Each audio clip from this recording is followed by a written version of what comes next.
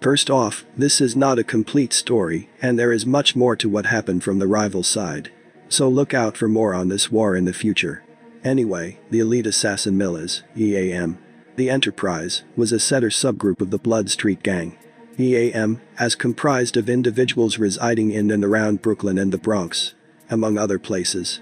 Members and associates of EAM have engaged in drug trafficking and firearms trafficking, and have committed acts of violence, including acts involving murder and assault as well as other crimes.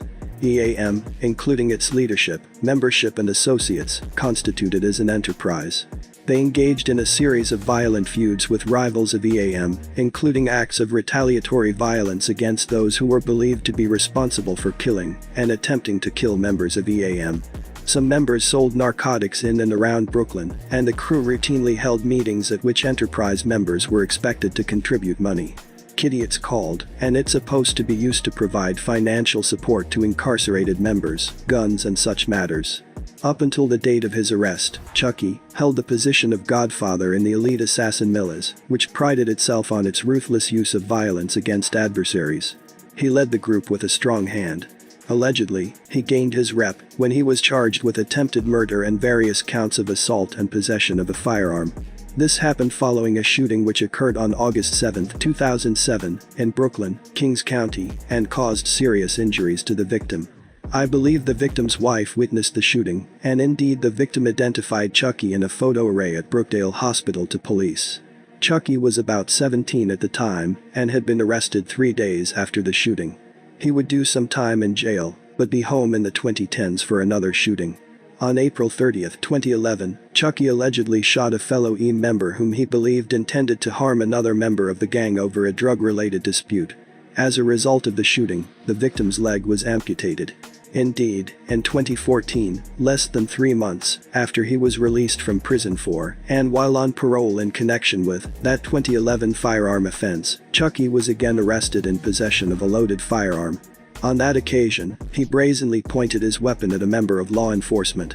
On June 16, 2014, Chucky was arrested in East New York, Brooklyn and initially charged with criminal possession of a loaded firearm and menacing a police officer. He was subsequently indicted for those, as well as additional crimes.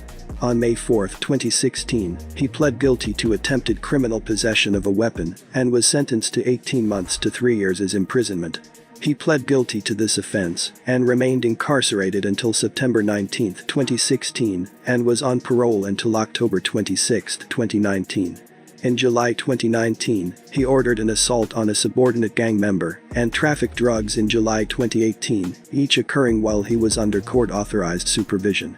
Text messages from Chucky's cell phone, which was searched pursuant to a warrant, confirmed Chucky's position at the helm of the gang. Like many blood subsets, EAM was hierarchical in nature, and as the godfather, Chucky was empowered to direct acts of violence against members who violated the gang's rules. Communications recovered from Chucky's cell phone show that he did just that. On July 10, 2019, Chucky sent a text message to another person that read, "Yo, Rizzo on the pound, and he gets a physical," meaning a beating. The person replied, "Copy." The Godfather is also empowered to direct lower-level members of the gang to facilitate communications with incarcerated gang members. In a series of text messages on July 14 and 15, 2019, Chucky communicated with co-defendant FaZe about whether FaZe would travel upstate to visit an inmate at Attica Correctional Facility. FaZe, clearly reticent about making the trip, asked whether Chucky's request was mandatory and then reluctantly agreed to do it. "Chucky, you still gonna take that ride with a bro?" FaZe, "I'm staying in the crib. I totally forgot that it was today that you asked me if I wanted to ride with a homie. I'm dumb tired hand to forehead emoji, but you really need me to go bro hand to forehead emoji cause if you need me to go I'll go, that's only if it's mandatory that you want me to go." Chucky, "Why the F you hang up with me to text me, go to bed homie, no rips in your jeans." FaZe, "Shut up I'm on my way flat effect mouth emoji getting in a cab. Bro hand to forehead emoji cause if you need me to go I'll go, that's only if it's mandatory that you want me to go." Chucky, "Why the F you hang up with me to text me, go to bed homie, no rips in your jeans." FaZe, "Shut up I'm on my way flat effect mouth emoji getting in a cab. Minutes after Faze reported that he had gotten into a cab at 1:59 a.m. on July 15, 2019, Chucky sent Faze a screenshot of the identifying and location information from the New York State Department of Corrections and Community Supervision website for an inmate at Attica Prison. In late March of 2015, an EAM member was found shot in the area of Shepherd Avenue and Glenmore Avenue in East New York at about 2 p.m. Jonathan, who lived just around the corner from where he was shot, died at Brookdale University Hospital. He had 13 prior arrests on charges including possession of marijuana, possession of stolen property and sale of a controlled substance. Investigators were looking into whether his killing was drug-related. Police released surveillance footage showing his killer running up the block with a gun drawn in both hands in the moments before the shooting. The gunman, who fled east on Glenmore Avenue, was described as having a ponytail and wearing sweatpants and a hoodie. Almost immediately, EAM members and associates sought to retaliate by locating and killing those they believed to be responsible. Rec was another member of EAM, and his name served him appropriately. His criminal history shows multiple convictions for felony offenses. For example, on February 16, 2010, he was convicted of attempted criminal sale of a controlled substance in the third degree. On November 28, 2012, he was again convicted of attempted criminal sale of a controlled substance in the third degree. And on March 27, 2017, he was convicted for criminal possession of a controlled substance in the fifth degree, 500 milligrams of cocaine. Over the next 3 years, he would be involved in a series of shootings. In retaliation of Jonathan's death, on April 21, 2015, Rec allegedly shot and killed Michael Tenorio on McKinley Avenue in East New York. Surveillance video of the murder shows that Rec chased Tenorio down the residential block while firing at him, then continued shooting the victim after he fell to the ground. On March 7, 2016, Rec shot an individual, identified as John Doe No. 1 in the indictment, on Shepherd Avenue in East New York. Surveillance video shows Rec, who appears to have been lying in wait near a parked vehicle, run down the sidewalk and shoot John Doe No. 1 from close range. John Doe No. 1 survived that attempt on his life. But on June 28, 2018, there would be another attempt. This wasn't it. Another member, Day, participated in the attempted murder of gang rival John Doe No. 1. At this point it had been several years that members and associates of EAM had been trying to kill John Doe No. 1 as retribution for the 2015 murder of EAM member Jonathan Thomas. In 2018, members and associates of EAM, including Rec, Marlowe, and Bristol, engaged in a months-long effort to stalk John Doe No. 1 so that he could be found and murdered. Bristol had served time for possessing a loaded 9mm in an unlicensed cab back right before New Year's in 2010. Anyway, as part of the plan to attack their rival, these EAM members placed a GPS tracker on John Doe No. 1's car so that his movements could be monitored. On June 28, 2018, they drove Rec to an access road next to a hotel parking lot in Jamaica, Queens, where they lay in wait for John Doe No. 1 for approximately an hour. When John Doe No. 1 arrived at the location, Rec exited Day's car, stealthily made his way to John Doe No. 1's car, and fired repeatedly at John Doe No. 1, striking him approximately 6 times. Rec then ran back to Day's waiting car and got back in. Day then sped away.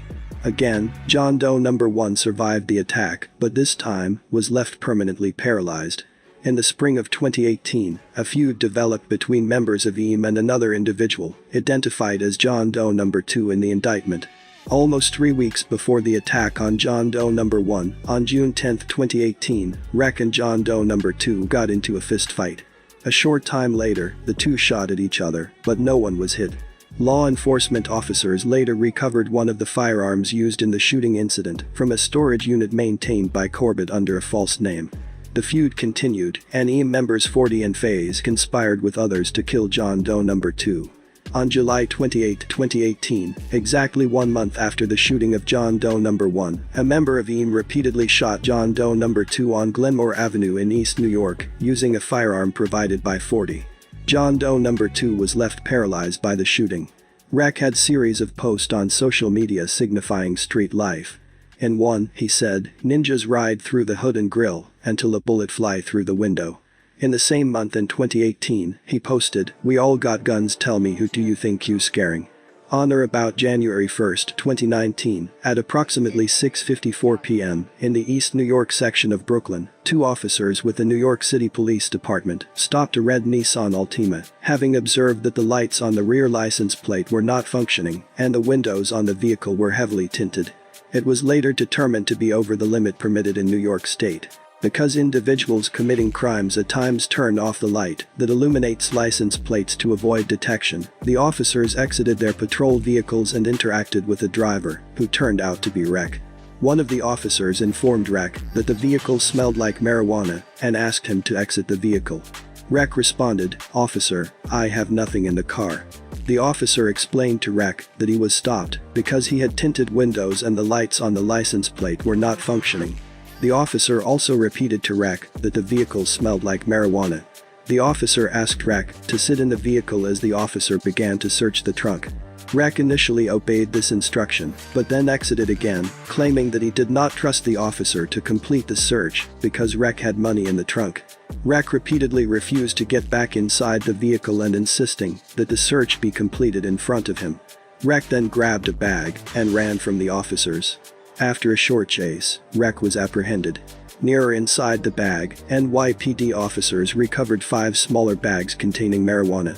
The officers recovered another bag containing cocaine that was distributed among 15 smaller bags. The cops also recovered a digital scale. Officers also observed a female exit the passenger side of the vehicle. During an inventory search of the vehicle, the NYPD recovered, under the hood of the vehicle, a firearm loaded with 10 rounds of ammunition in the magazine. Some of the ammunition recovered were of the jacketed, hollow point variety. Specifically, on June 10, 2018, a shooting occurred in the East New York section of Brooklyn, following which another individual was arrested as one of the shooters. Ballistic analysis of shell casings recovered from the scene indicated that 2 firearms were discharged. A caller responded to an NYPD Crime Stoppers posting and stated that the 2 individuals involved in the shooting were Rek and Individual 1. This the time when Rek had the fight, and they had it all on video. The red Nissan in this stop matched the one from that day in the film, and they saw Rek go inside of the hood of the vehicle as well. So, we are going to leave this story right here. The next time we come back around, we will be telling the story from the other side. But this about wraps it out for now, and as always, stay low and thanks for watching.